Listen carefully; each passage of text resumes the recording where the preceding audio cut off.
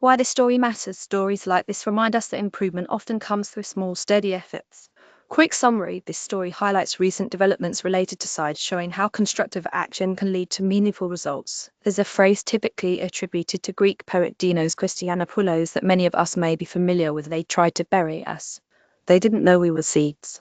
It has taken root in a number of social justice movements and might be displayed on protest signs, but the cultural significance of seeds, agriculture, and land isn't always taken so literally. No place is this truer than in Palestine. Would you like to read more good news about side, plants, Palestinians, homelands, protect, and natives? The Palestinian Heirloom Seed Library remains in Jerusalem even though its founder now lives in the United States. Photo courtesy of Roots of Resistance, Instagram home to deeply important crops like olive trees, grapevines, fig and citrus trees. Palestine's loss of agriculture through decades of political violence is an especially salient experience of grief and displacement for Vivian Sansa. The Palestinian artist, writer, and founder of the Palestine Heirloom Seed Library works to safeguard the seeds and knowledge of her people through a traveling kitchen project, which aims to educate people on heritage and threatened seed varieties, traditional Palestinian farming practices, and the cultural stories and identities associated with them. Born near Bethlehem, Sansa started PHSL in 2014 in the village of Batia,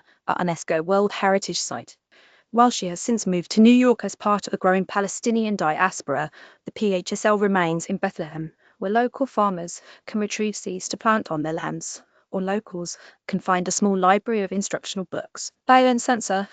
Photo courtesy of Palestinian Heirloom Seed Library Instagram. These seeds that have been passed down to us over the centuries carry in their genes the stories and the spirits of the Palestinian indigenous ancestors, Sansa writes on her website. Aside from their cultural significance, these seeds carry options for our future survival as we face climate change and the erosion of agrobiodiversity worldwide. As such, it is urgent that we save and propagate them. These days, she sees her work as more important than ever to retain the stories of those lost to violence and to promote food sovereignty on Palestinian lands. Some Palestinian immigrants have also taken some of these seeds to their new residences.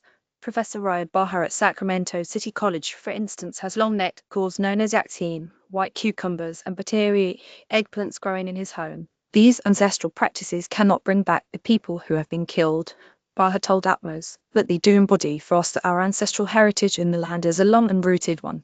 You may also like to entice 500 olive trees planted in the West Bank for International Day of Peace. A version of this article was originally published in the 2024 Plants edition of the Good Newspaper. Header image courtesy of Vivian Sansa. Article goodheadlines.org curates positive and solution-focused stories from trusted sources around the world.